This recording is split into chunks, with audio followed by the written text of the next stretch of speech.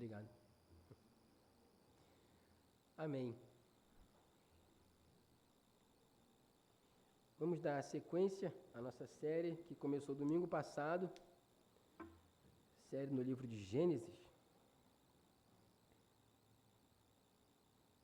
Quantos estavam aqui domingo passado?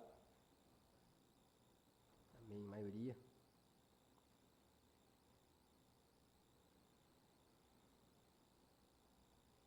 Amém.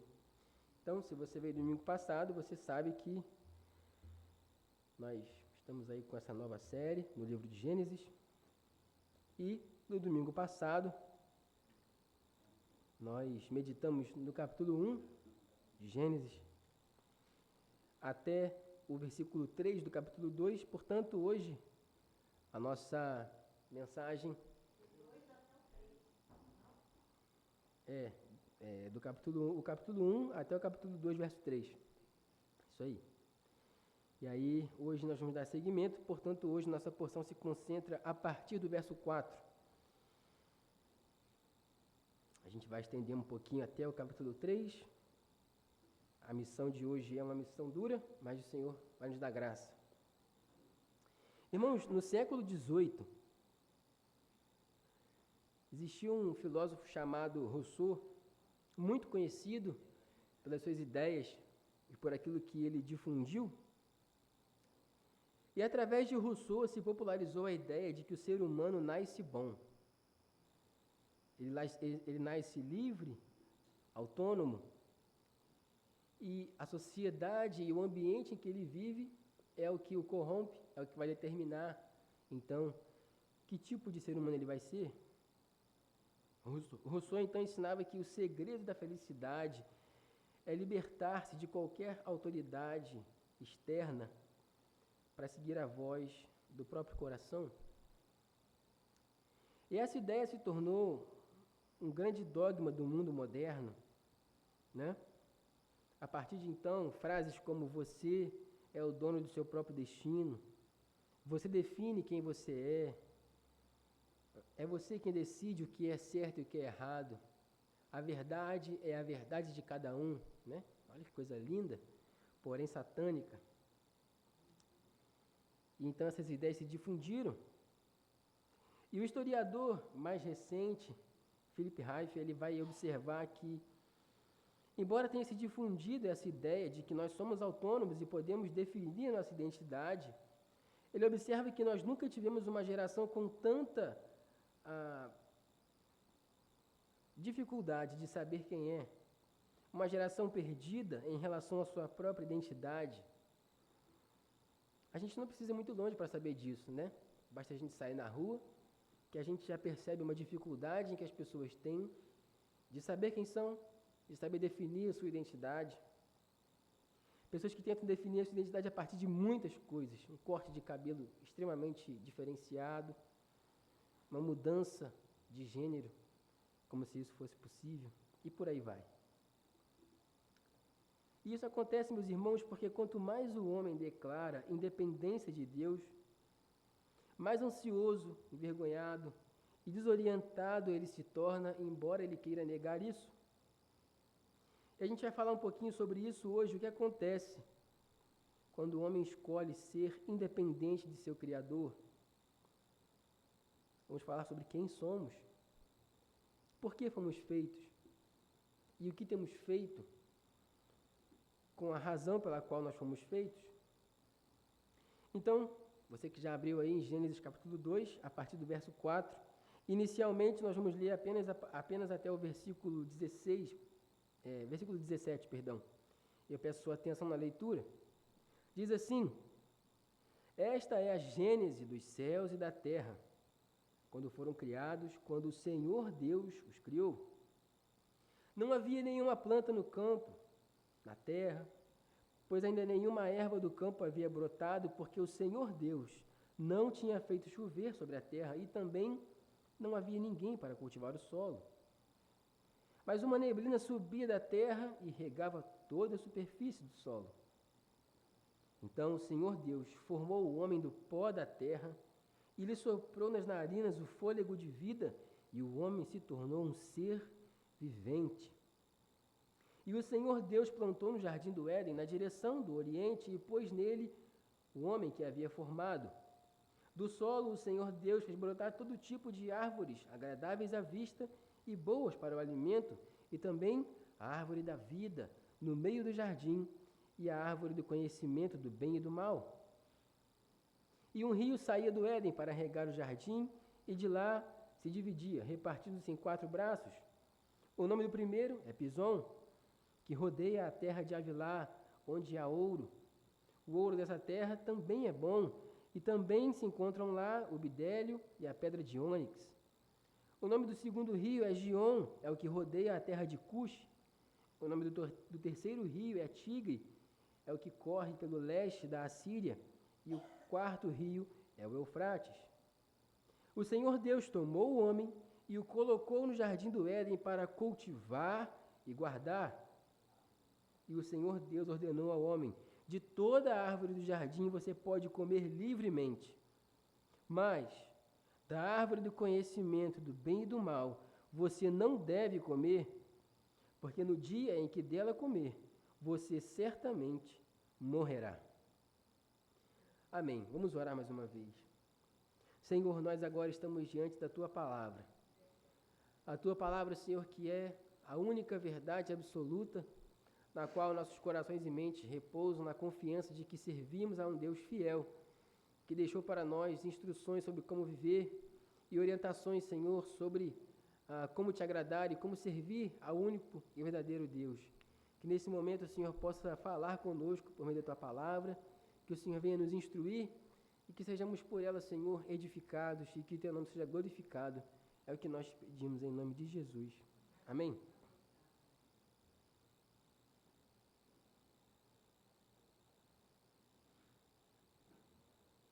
Então, na semana passada, iniciamos a nossa série, e até aqui nós acompanhamos o relato da criação, a origem das primeiras coisas.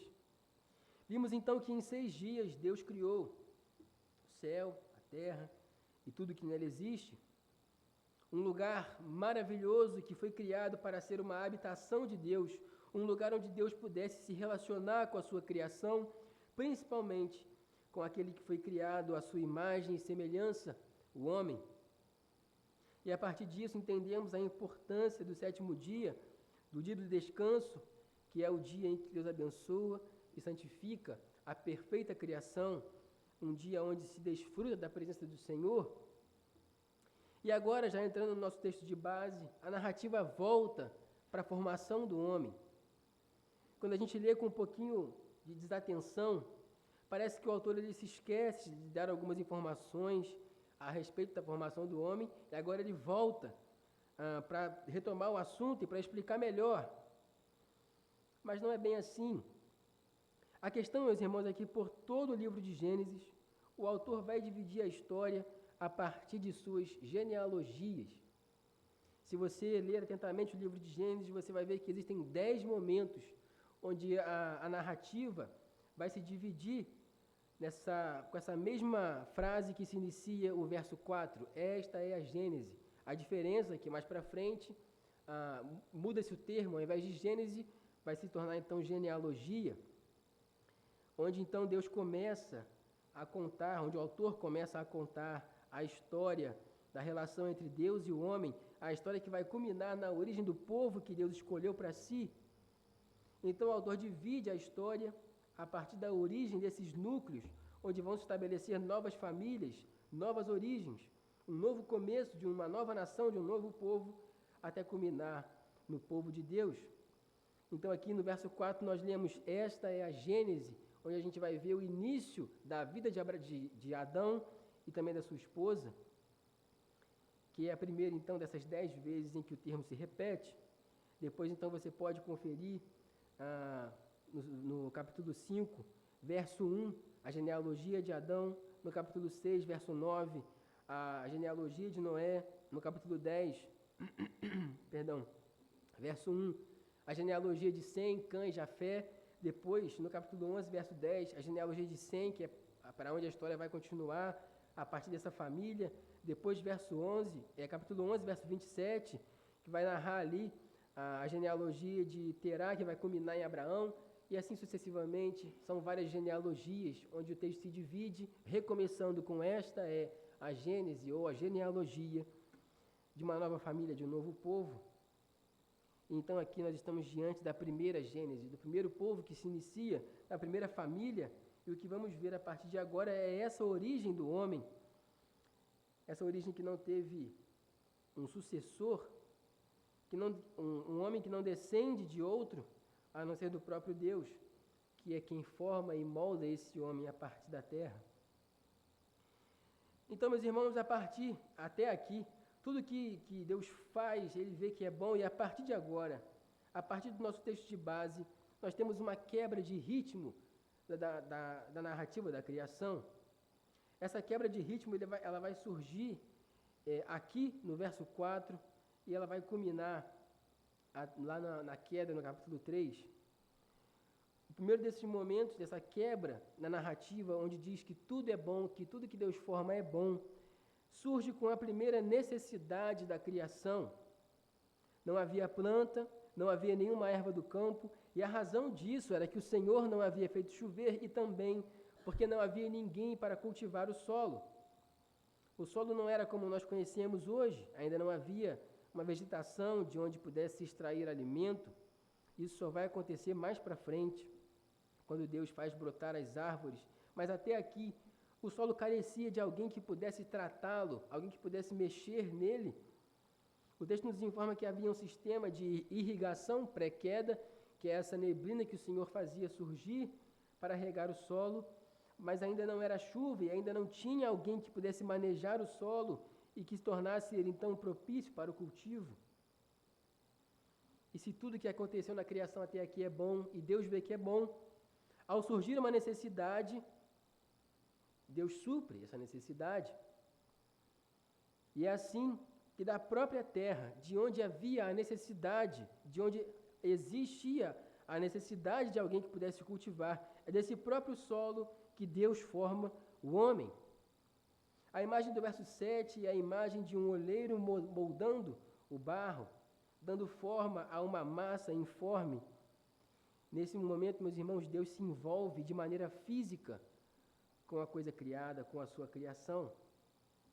Tudo que Deus fez até aqui, que foi narrado no capítulo 1 e que vimos semana passada, tudo foi feito pela palavra do Senhor, mas agora Deus vai modelar a terra com a sua própria mão para formar o homem, que foi feito à sua imagem e semelhança. Isso por si só já torna o homem uma criação especial, que exige então esse envolvimento da parte de Deus mais íntimo, um envolvimento físico, onde o Senhor modela a terra para formar aquele que seria feito à sua imagem e semelhança. É como Jó vai dizer, lá no capítulo 10, versículo 8 e 9, ele vai dizer: foram as tuas mãos que me formaram, ó Senhor, e me fizeram. Lembra-te de quando me moldaste como quando eu ainda era barro. Jó capítulo 10, versos 8 e 9. Maravilhosa essa imagem, né, meus irmãos, do Senhor formando o homem a partir da terra. A terra que necessitava de alguém. É da necessidade que o Senhor tira a matéria-prima para criar aquele que cultivaria, então, a terra. E como bem se sabe, meus irmãos, a palavra terra e homem são muito parecidas no hebraico. A terra é Adamá e homem seria o equivalente a Adam. Não é mera coincidência que meu filho se chama Adam, tá? Quando a gente foi escolher o nome, eu baixei um estudo da Universidade de Princeton, 17 páginas, só falando sobre o nome Adam. Fiquei fascinado, falei, vai ter que ser esse. E como é linda essa analogia que existe entre a terra e a formação do homem.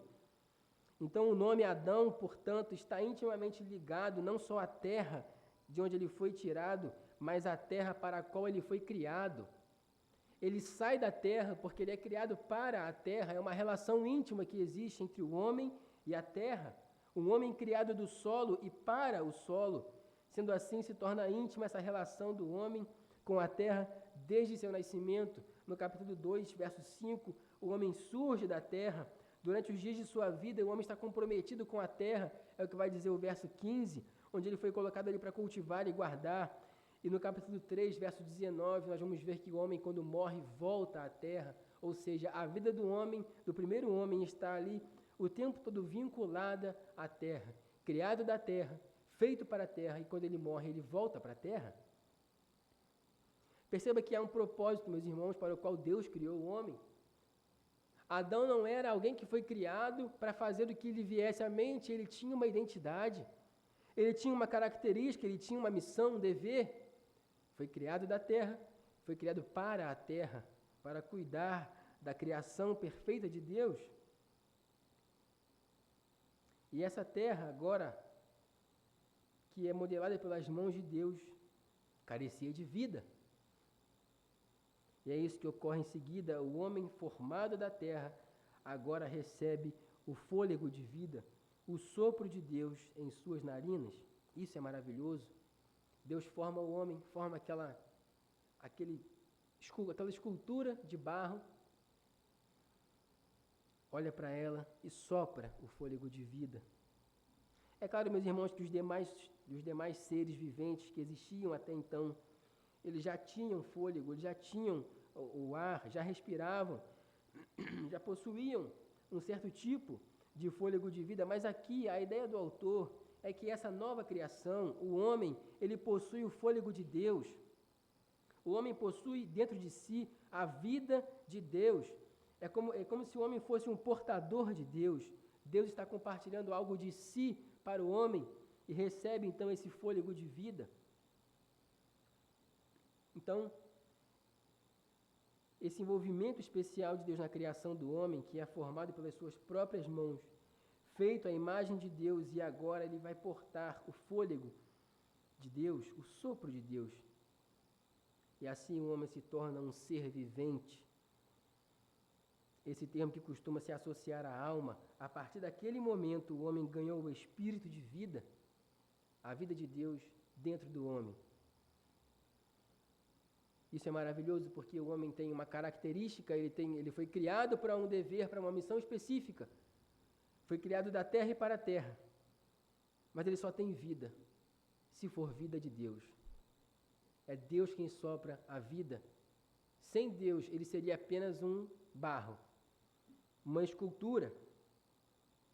Conta a história popular que, quando terminou de esculpir a estátua Moisés, que é belíssima, inclusive, Michelangelo, que foi quem fez, ele teria ficado tão impressionado com o resultado e com a perfeição da estátua, que ele bateu com o martelo no joelho de Moisés e diz: por que você não fala?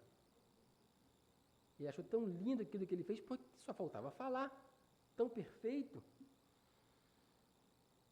Mas, meus irmãos, a escultura de Michelangelo jamais poderia falar, porque só Deus pode conceder vida para a sua criação. Nós subcriamos, mas o Senhor é o primeiro e único Criador, que pode formar da terra um homem que não será apenas um boneco ou uma escultura, mas que olha para ele e diz: fala, eu sopro sobre você o fôlego de vida, receba a vida de Deus. Perceba que há uma identidade no homem, ele é formado da terra para a terra e recebe dentro de si a vida de Deus. Ele só pode viver por causa da vida de Deus que é soprada em suas narinas. Então, tendo formado o homem, Deus criou um lugar para que essa criação especial, o homem pudesse viver em comunhão com ele. Nesse lugar chamado Éden, cujo nome significa lugar de prazer ou lugar de satisfação, Deus planta um jardim na direção do Oriente, que é onde o sol nasce. Então a ideia é que é um lugar iluminado, cheio de vida, cheio de luz. E como vimos semana passada, esse jardim era uma espécie de templo onde Deus e o homem teriam perfeita comunhão. Naquele lugar perfeito, Deus faz brotar belas árvores, árvores que produziam frutos para o homem. Agora sim, existia então, a partir de agora, o que comer da terra. Então a instituição do consumo de carne só vai ocorrer após o dilúvio, como se pode ver em Gênesis 9, 3, 4, até se chegar no momento do dilúvio. A dieta humana consistia em frutos, em plantas e grãos, e aquilo que se podia produzir a partir disso. Era uma vida triste, mas eles viviam sem carne. Brincadeiras à parte, meus irmãos, tudo era perfeito no jardim. Animais, o homem, todos vivendo em perfeita comunhão, afinal de contas, ninguém consumia carne, era tudo perfeito. Então o homem possuía uma grande variedade de frutos, o que já é o indicativo que o autor nos deixa, de que o homem não tinha nenhuma necessidade de comer do fruto proibido, porque ele tinha uma grande variedade de árvores para consumir frutos. E o autor vai destacar então duas árvores. A primeira é a árvore da vida, que é o acesso que Deus dá ao homem para que ele viva uma vida em sua mais elevada potência. É um fruto que dava ao homem uma vida que transcende a vida como nós a conhecemos. Não à toa, quando o homem cai e peca, ele perde o acesso a essa árvore da vida, porque ele não poderia ter um acesso a essa árvore, uma vez que ele já tinha sido contaminado pelo pecado, ele não poderia viver em sua máxima potência, em sua plenitude, já que o pecado havia entrado no mundo. A árvore da vida vai aparecer 3 vezes no livro de Provérbios, onde ela se tem ali uma referência dela como justiça, Provérbios 11:30, referência de satisfação, Provérbios 13:12, e também uma referência de cura, Provérbios 15:4. Essa é a árvore da vida, uma árvore de justiça, de satisfação e cura. E também tem a árvore do conhecimento do bem e do mal, que é o símbolo da responsabilidade do homem. Desde o Éden existe, desde do Éden, Deus exige do homem uma responsabilidade na relação com a sua criação. E aqui, meus irmãos, é a primeira vez que nós temos menção ao mal nas Escrituras. A gente acha que o mal só aparece quando o diabo aparece, né? Mas o mal aparece antes. Ele aparece bem aqui, onde Deus planta no jardim uma árvore do conhecimento do bem e do mal. Se essa árvore tem o conhecimento do bem e do mal, logo o mal já existe. E, meus irmãos, a gente não pode argumentar muito aqui, porque a gente não tem muito tempo, mas a gente, assim como o autor não se preocupa em falar quem é Deus, suas origens, né? Até porque não existe uma origem, mas enfim. O autor do Gênesis também não vai dar indícios para nós da origem do mal.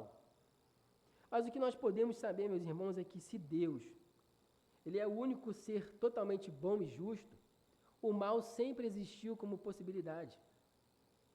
Deus é o único ser bom, perfeito. Amém? Amém? Sendo assim, se Ele é o único capaz de ser totalmente bom, totalmente justo, o mal sempre foi uma possibilidade. Então, Deus planta no jardim a árvore do conhecimento, do bem e do mal, símbolo da responsabilidade do homem, que deveria escolher o bem, obedecer ou não obedecer. E a gente vai falar mais um pouquinho sobre isso lá na frente.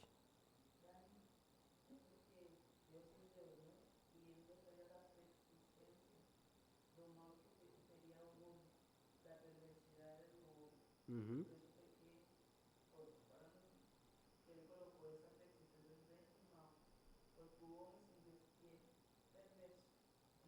Uhum. Eu vou falar um pouquinho mais sobre isso lá na frente. Mas aí, se surgir dúvidas, a gente responde lá no final. Mas é mais ou menos por aí.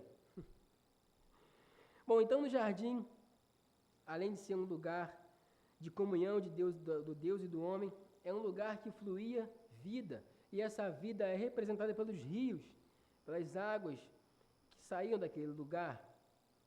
Então, ali daquele lugar de perfeita comunhão entre Deus e o homem, afluíam rios que alimentavam, que sustentavam todos os outros lugares do mundo. Deus criou um lugar perfeito, um lugar de prazer, de satisfação, onde tudo que o homem precisava estava ali.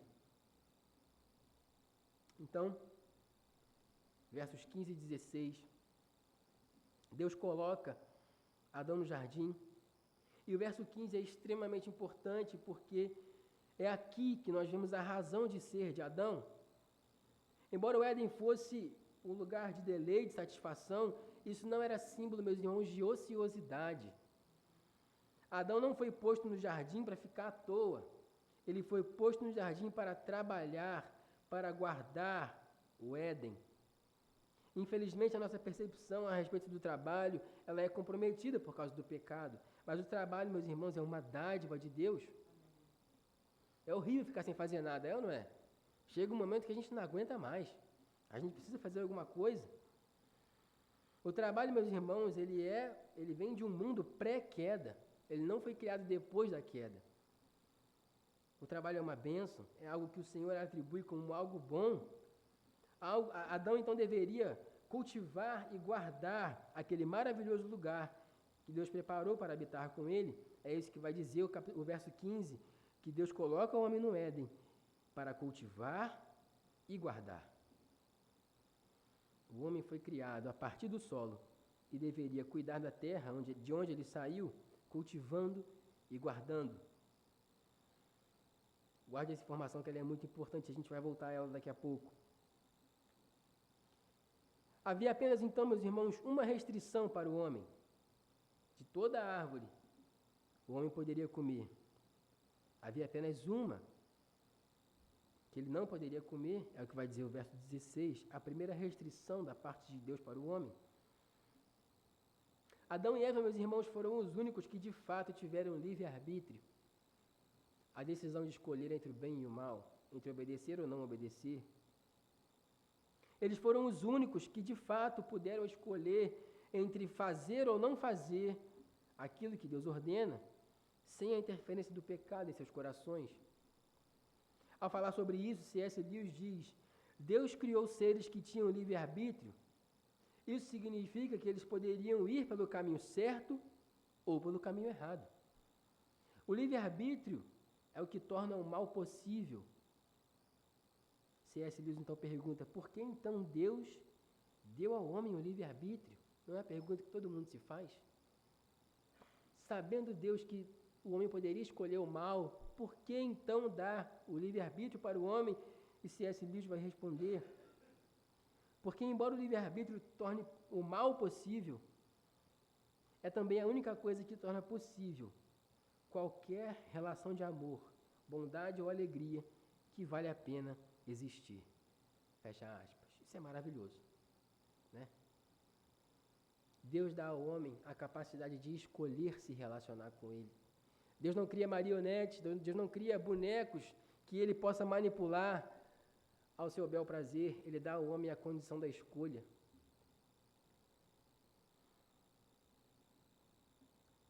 Quanto à razão, meus irmãos, pela qual o Senhor determinou que fosse assim, a resposta pertence a Ele. O que nós podemos fazer, a partir disso, é não fazer o que Adão fez e viver em obediência ao Senhor. O que nós podemos observar então, meus irmãos, é que o Jardim do Éden, se o Jardim do Éden era um tipo de templo, como a gente aprendeu semana passada, onde existia essa relação de amor e intimidade entre Deus e o homem, também é certo afirmar que a árvore do conhecimento do bem e do mal, ela é uma antecipação da lei do Senhor. Para os leitores originais desse texto, essa conexão era imediata.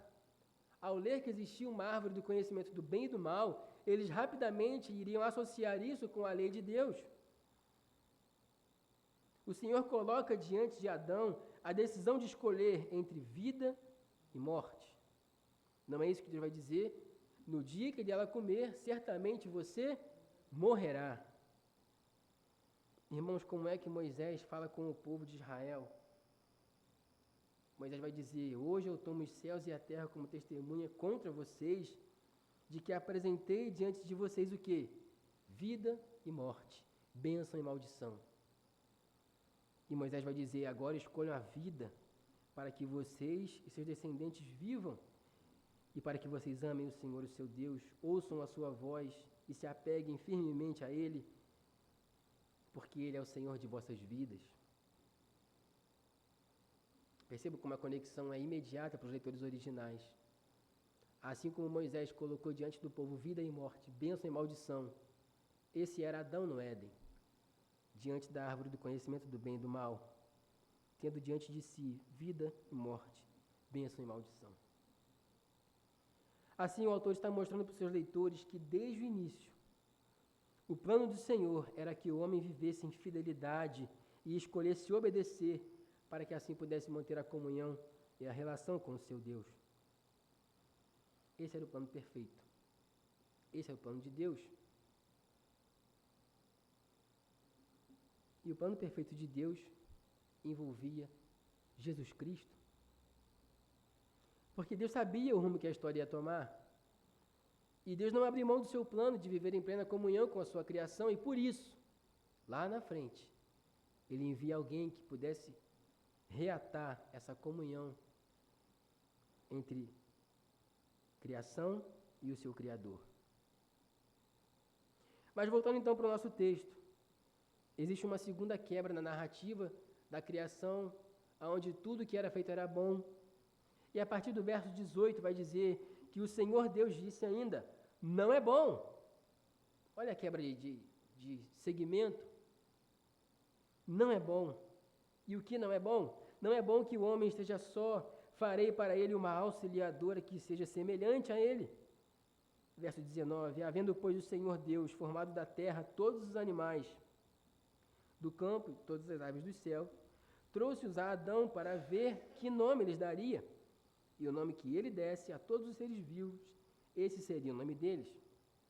O homem deu nome a todos os animais domésticos, às aves dos céus e a todos os animais selvagens, mas para o homem não se achava uma auxiliadora que fosse semelhante a ele. Então o Senhor Deus fez cair um pesado sono sobre o homem, e esse adormeceu.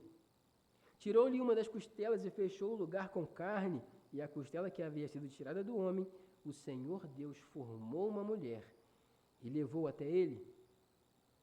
E o homem disse, esta é afinal, osso dos meus ossos, carne da minha carne, será chamada varoa, porque do varão foi tirada. Por isso o homem deixa pai e mãe e se une à sua mulher, tornando-se os dois uma só carne. Ora, um e outro, homem e mulher, estavam nus e não se envergonhavam. Chegamos então à segunda quebra de ritmo da criação. A primeira, a necessidade da criação. Alguém para cultivar o solo. Agora o texto apresenta uma nova necessidade, uma quebra ainda mais marcante do que a primeira, porque aqui Deus diz que não é bom. A primeira vez na narrativa em que o Senhor vê algo na sua criação que não é bom. Portanto, uma vez suprida a necessidade do solo, agora era a vez de suprir a necessidade de Adão. Pois o Senhor vê que não é bom que o homem estivesse só. Graças a Deus que o Senhor viu isso. Obrigado, Senhor. Meus irmãos, na cultura do Antigo Oriente Próximo, que é a cultura onde se ambienta aqui o Antigo Testamento e os leitores originais, dar nome às coisas significava exercer domínio sobre aquilo que foi nomeado. Sendo assim, Adão estava cumprindo o seu mandato de exercer domínio sobre a criação, mandato esse que se encontra nos versos 26 a 28 do primeiro capítulo de Gênesis. Mas o homem realiza as suas tarefas sozinho, e isso não agradou ao Senhor. Em toda a criação não se achava alguém que fosse correspondente a Adão. É quando o Senhor faz Adão cair num sono profundo, e a partir de uma de suas costelas, o Senhor forma a mulher. O homem é formado da terra para a terra. A mulher, formada do homem para o homem. Aí as feministas ficam malucas, né? Meu Deus, o que é isso? E eu poderia, meus irmãos, falar aqui várias coisas. Ah, mas a cultura da época, meus irmãos, a palavra do Senhor é a verdade. Mas fique tranquilo, vai dar tudo certo. Existem alguns pontos que a gente precisa considerar. Primeiro, embora o homem tenha sido criado, primeiro, homem e mulher são criados à imagem e semelhança de Deus. Ou seja, ambos são portadores da imagem de Deus. A mulher não é um ser inferior por ter sido criada após o homem. Segundo, Faltaria tempo aqui para a gente falar sobre o debate de igualitarismo, complementarismo, submissão mútua radical, submissão mútua moderada, enfim. O debate é extenso. Sobre qual é o papel da mulher na criação, mas por hora parece muito razoável, meus irmãos, e biblicamente sólido, assumir que o homem é quem exerce papel de liderança e autoridade no âmbito familiar, e a mulher foi criada para o homem como sua auxiliadora. Perceba que há uma linha que se segue de raciocínio lógico. A terra precisa de alguém para cultivar, Deus cria o homem para cultivar a terra. O homem precisa de alguém para auxiliá-lo, Deus cria a mulher para auxiliar o homem. Ou seja, o homem foi criado para a terra, a mulher é criada para o homem e mulher criados para Deus. Amém? Os irmãos concordam com isso? Se discordar, reclama com o Senhor. Amém? Terceiro e último ponto, meus irmãos. A mulher não foi tirada do pé nem da cabeça, ela foi tirada da costela. E como diz uma famosa frase, a mulher é tirada do lado do homem para ser sua correspondente. É tirada de debaixo do braço do homem para ser protegida por ele. E é tirada de perto do coração do homem para ser amada por ele. Olha que coisa linda. Maravilhoso. Não à toa, meus irmãos, o Senhor tira a mulher. De que jeito? Abrindo uma ferida no homem. Deixando explícito, meus irmãos, que o amor do homem para com a sua mulher é um amor de sacrifício. Como Paulo vai dizer lá em Efésios capítulo 5. O amor de um homem para uma mulher é um amor doador, é um amor que dá os seus pedaços do próprio corpo para que haja vida em sua mulher.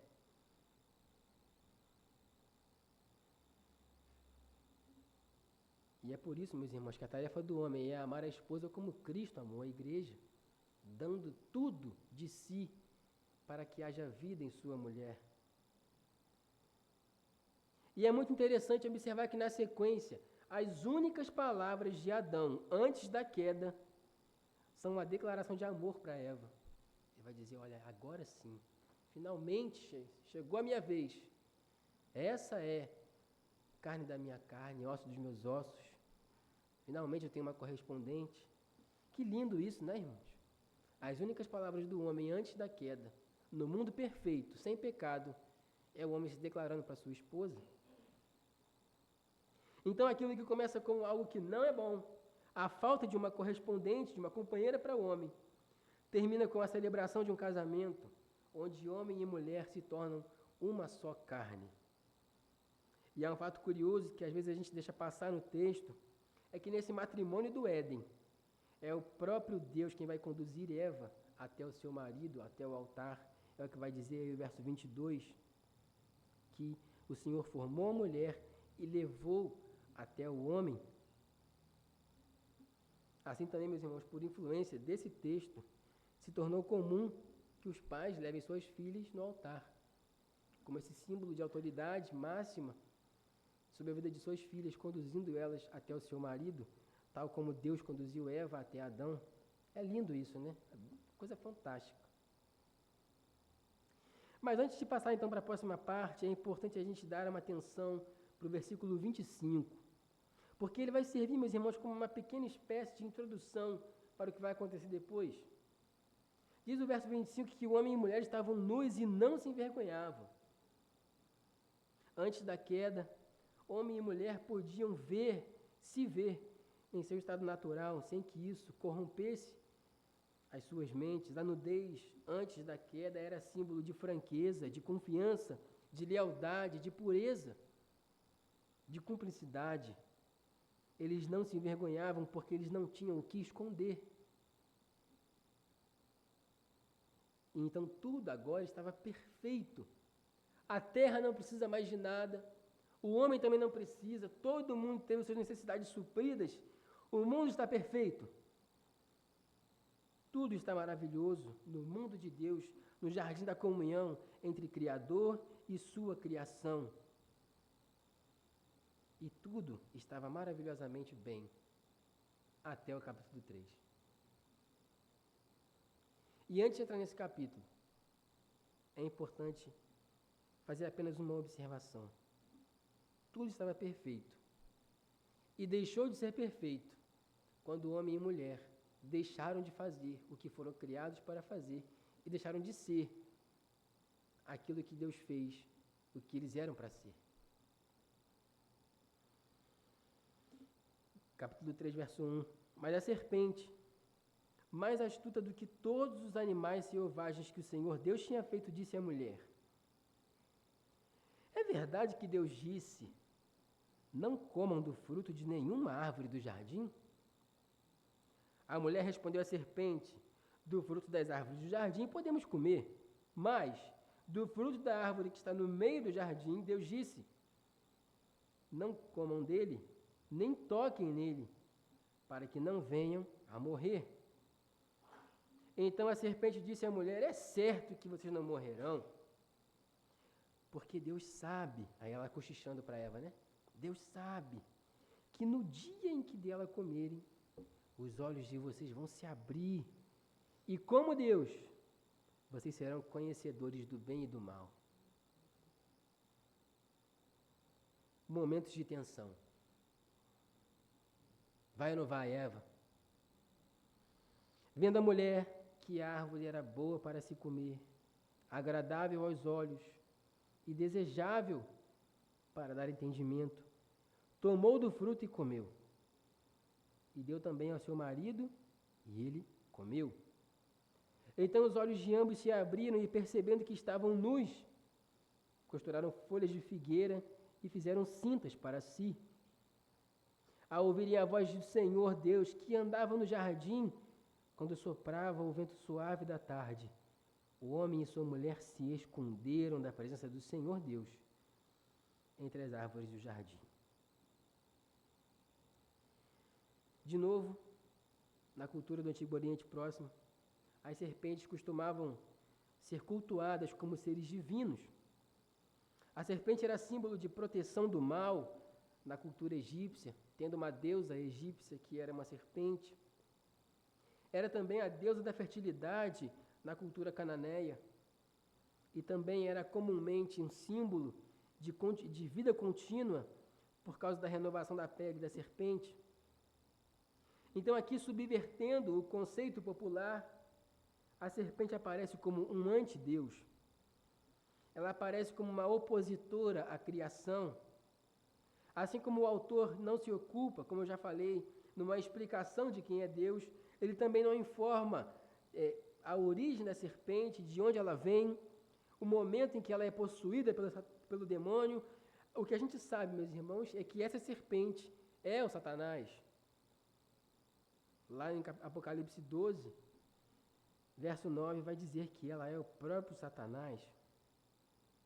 Então a serpente surge na narrativa, e a primeira coisa na qual ela vai se opor é a palavra de Deus. O que ela quer pôr em xeque aqui, meus irmãos, é o que Deus disse. Desde o início, testemunhamos o poder da palavra de Deus. Por meio de sua palavra, tudo foi criado, tudo se formou. Por meio da palavra de Deus, ele chamou tudo à existência. E agora, a serpente questiona Eva, dizendo: foi isso mesmo que Deus disse? A serpente quer pôr em xeque a tão poderosa palavra de Deus. E em seguida ela faz aquilo que lhe é próprio, porque o diabo é o pai da mentira. Ela vai distorcer a palavra de Deus, dizendo: então você não pode comer de nenhuma árvore do jardim? A ideia da serpente, meus irmãos, é estabelecer um debate que já começa fundamentado numa distorção, numa mentira. E em seguida Eva cede à investida de Satanás. Ela responde à serpente, mas ela faz isso de maneira equivocada, já que ela diz o que Deus não disse. O Senhor diz que eles não deveriam comer do fruto, Eva diz que eles não poderiam nem tocá-lo. Legalista essa Eva, hein? Olha aí. Seria ela mãe dos fariseus? Brincadeira. Só uma brincadeira. essa sutil mudança que Eva traz,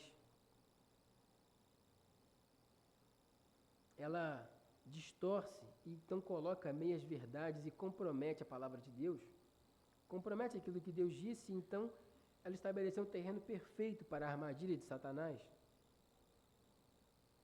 Então agora, mais do que de maneira mais direta, menos discreta, de maneira agora deliberada, a serpente se opõe a Deus e demonstra a sua natureza maligna de ser um ser à parte de Deus.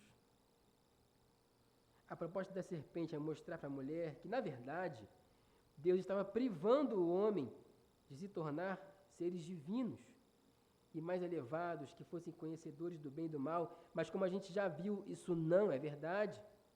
A árvore da vida é que dava aos seres humanos essa condição de vivência plena.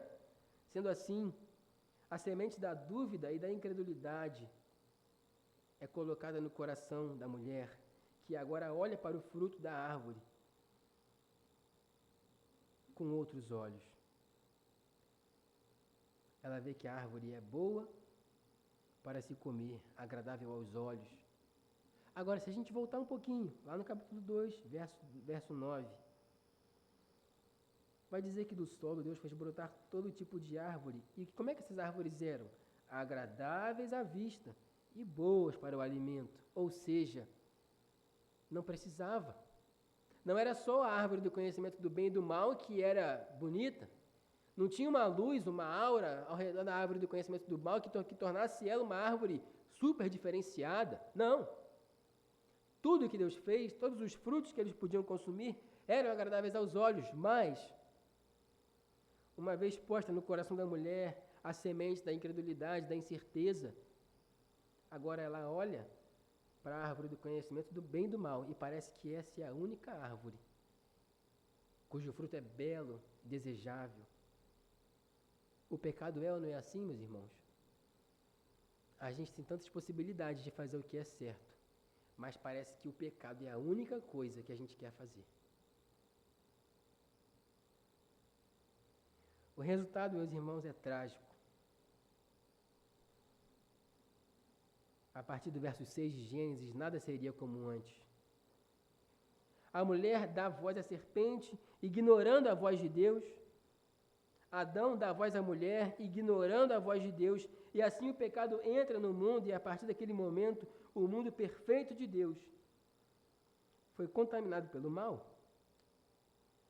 Homem e mulher decidiram agir com autonomia. Homem e mulher decidiram seguir sem Deus. Decidiram que podiam tomar suas próprias decisões, sem levar em consideração aquilo que o Senhor havia dito. E de quem é a culpa?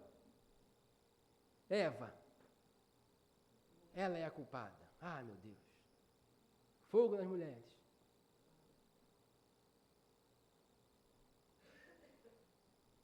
Ambos falharam. Por quê? Porque não fizeram o que foram criados para fazer. O homem foi criado para quê? Como vimos no verso 15 do capítulo 2. Cultivar e guardar. Se a serpente estava dentro do jardim seduzindo sua esposa, Adão falhou em não guardar o jardim. A mulher foi criada para quê? Para auxiliar o homem, para o seu marido, e ao invés de auxiliá-lo para o bem, ela oferece a ele o fruto do pecado. Qual é o erro? Deixar de ser o que Deus fez, o que eles foram criados para fazer. Agir em autonomia, perdendo sua identidade de ser aquilo que Deus criou eles para fazer. O primeiro casal falhou porque não fizeram o que foram criados para fazer. Ao buscar autonomia, eles perderam então as suas identidades e agora atraíram para si, meus irmãos, e para toda a humanidade, um peso que nenhum homem ou mulher seria capaz de carregar, o peso do pecado.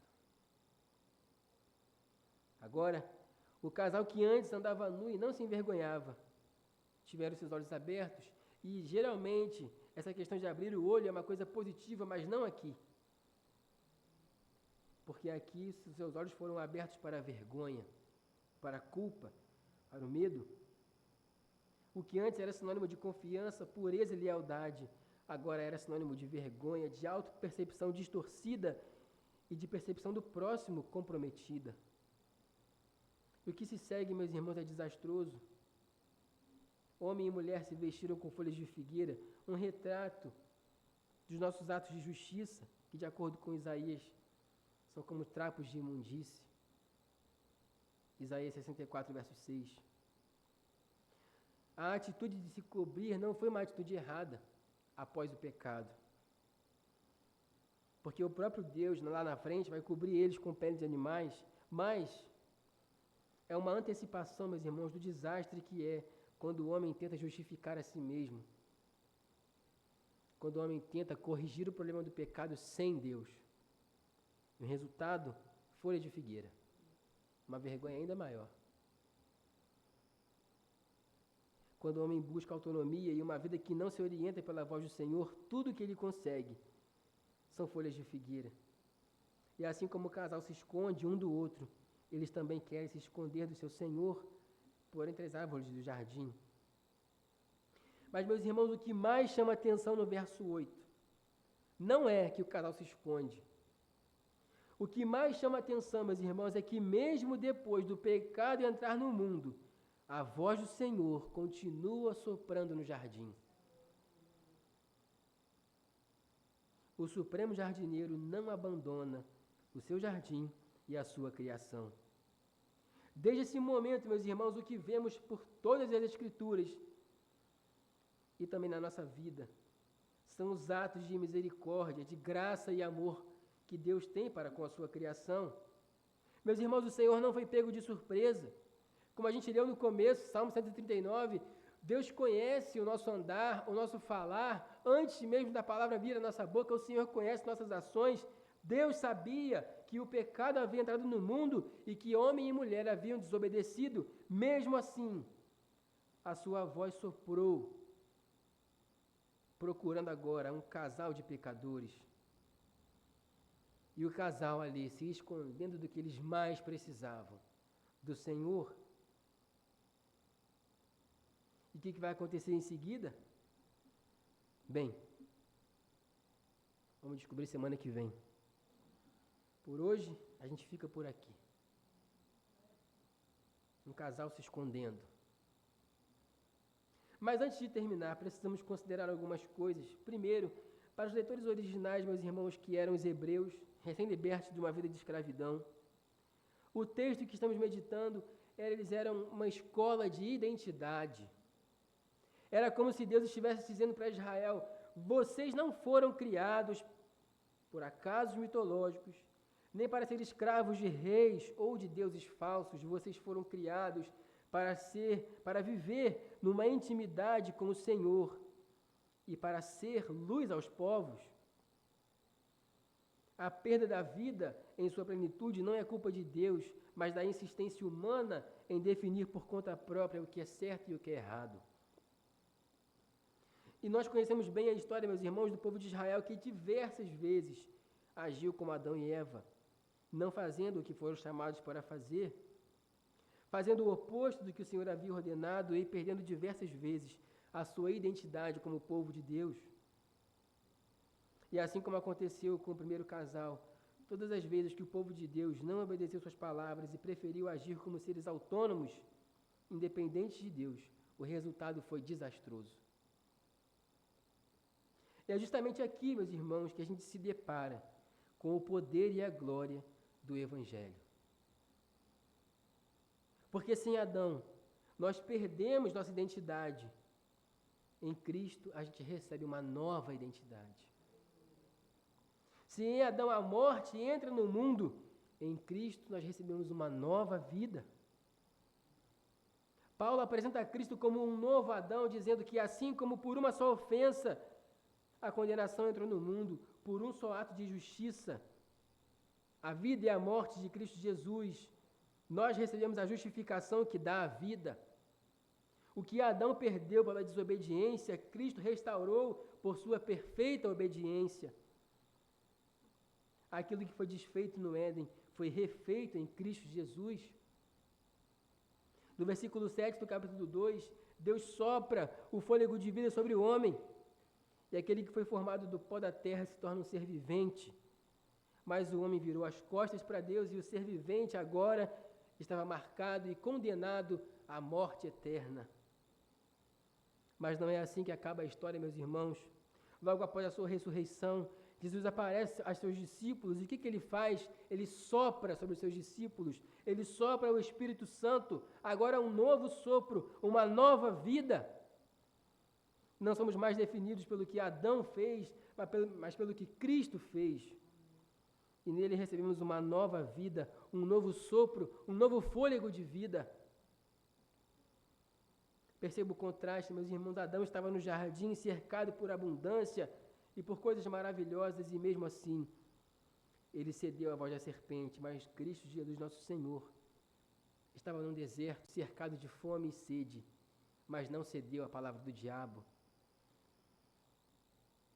Antes foi obediente ao Pai. E, meus irmãos, se Adão deu parte de si para receber a sua mulher, Cristo entregou todo o seu corpo para receber a sua igreja. Como diz Isaías, o Senhor fez cair sobre ele a iniquidade de todos nós. Na cruz, Cristo tomou sobre si aquilo que era nosso, aquele peso impossível de carregar, que Adão nos condenou a levar. Então, em Cristo, recebemos uma nova vida, uma nova identidade. Não é mais Adão que nos representa diante de Deus, é o próprio Cristo. Por último, apenas 3 aplicações para a gente encerrar. Primeiro, e a mais óbvia, não tente encontrar a sua identidade vivendo de forma autônoma. Você não é ninguém à parte de Deus. Nós também somos constantemente tentados, meus irmãos, a construir nossa identidade a partir de nós mesmos, aquilo que nós queremos, aquilo que nós sentimos, aquilo que nós conquistamos, aquilo que nós decidimos. Mas Gênesis nos lembra, meus irmãos, que nós não definimos quem nós somos e nem para o que fomos criados, é o Senhor quem define. E você e eu fomos criados e refeitos à imagem de Cristo para a glória de Deus. É por isso que você existe, meu irmão e minha irmã. E se a sua vida não serve para a glória de Deus, você está vivendo errado, tal como Adão e Eva passaram a viver. A nossa identidade, meus irmãos, começa e termina em Deus, e não na nossa autonomia. Se o Senhor te fez homem, seja o melhor homem que você puder. Se o Senhor te fez mulher, seja a melhor mulher que você puder. Se o Senhor te deu uma esposa, sirva essa esposa da melhor maneira que você puder. Se o Senhor te deu um marido, sirva esse marido da melhor maneira que você puder. Se o Senhor te deu um emprego, seja o melhor que você puder. Meus irmãos, a nossa vida é guiada e conduzida pelo Senhor. E onde quer que estejamos, nós permanecemos como imagem e semelhança desse Deus, que agora reflete a imagem de Cristo ao mundo. E viver longe dessa verdade é viver sem identidade. Porque fomos feitos de Deus e para Deus. Portanto, viver sem Ele é viver sem identidade. Segunda aplicação, aprenda a reconhecer e obedecer à voz de Deus. O pecado, meus irmãos, começa com a ruptura na desconfiança daquilo que Deus disse. O homem passa a ouvir outras vozes.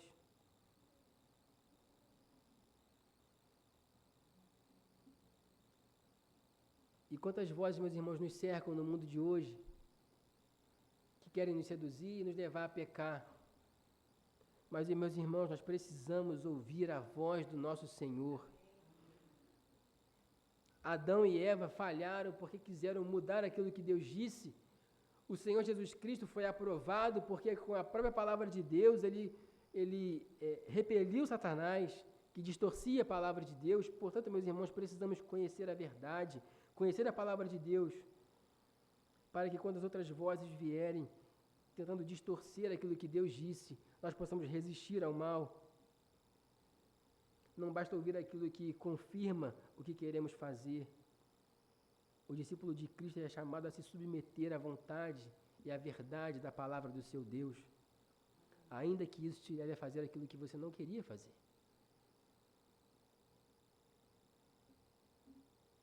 Muitas vezes, meus irmãos, o fruto vai parecer agradável aos olhos e desejável ao paladar, mas pode ser justamente esse fruto que o Senhor está dizendo, não come.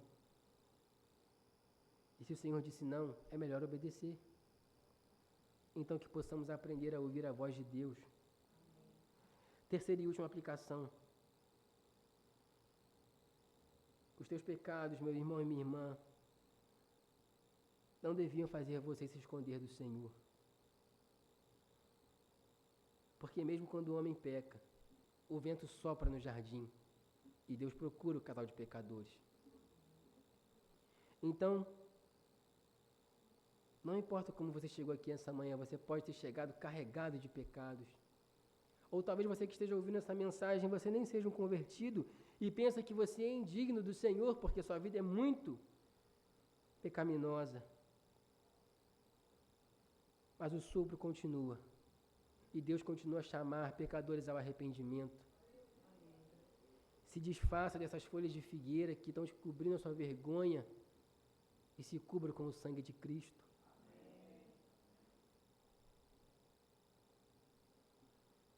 Quando pecar, não corra de Deus, mas corra para Deus. Meus irmãos, assim como nós que somos pais, cuidamos muito mais dos nossos filhos quando eles estão doentes, assim o Senhor quer cuidar de você que está pecando e não consegue vencer esse pecado. O vento continua a soprar, meus irmãos, nós precisamos nos curvar à voz de Deus e em arrependimento buscar a reconciliação com o Pai. O homem se escondeu no jardim porque havia escolhido ouvir a outra voz. Mas Deus não abandonou o jardim nem abandonou o homem.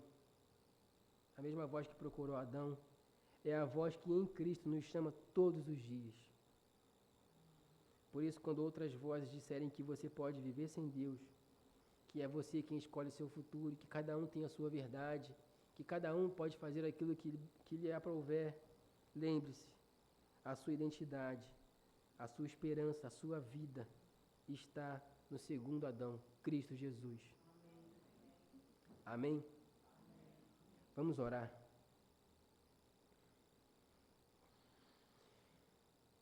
Obrigado, Senhor, pela Tua palavra. Obrigado, Senhor, porque não é Adão quem define quem nós somos, mas é o Cristo Jesus, nosso Senhor, que deu a mim e a meus irmãos e irmãs aqui presentes uma nova identidade.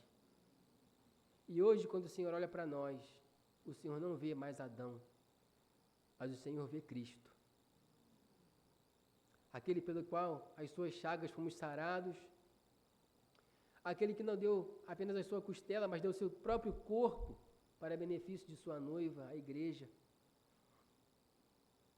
Aquele que soprou sobre nós um novo fôlego de vida, nos possibilitando, Senhor, uma nova vida em Cristo Jesus. E já não somos mais, Senhor, definidos pelos erros do nosso primeiro pai Adão, mas somos definidos pela obediência do nosso irmão mais velho, Cristo Jesus, nosso Senhor. Obrigado, Pai, por essa obra de graça, de reconciliação, de restauração que o Senhor operou em nossas vidas por meio de Cristo Jesus. Obrigado, Senhor, porque mesmo após o pecado, a Tua voz continua a soprar e a nos chamar ao arrependimento. Obrigado porque o Senhor não desiste de nós, quando muitas vezes nós queremos desistir do Senhor. Obrigado, Deus, porque Tu és um Deus de graça, de fidelidade, de amor e misericórdia. E em Tuas infinitas misericórdias, o Senhor nos chama todos os dias ao arrependimento, a ouvir a Tua voz, a obedecer a Tua voz. Ah, Senhor, que nós possamos definir a nossa identidade no Senhor. É para Ti que fomos feitos, criados pelo Senhor e para o Senhor. Para a Tua glória, para a glória do Teu louvor. E que possamos viver, Senhor, como portadores da luz de Cristo, daqueles que vivem segundo a imagem e semelhança daquele que os criou. Em nome de Jesus. Amém. Amém. Glória a Deus.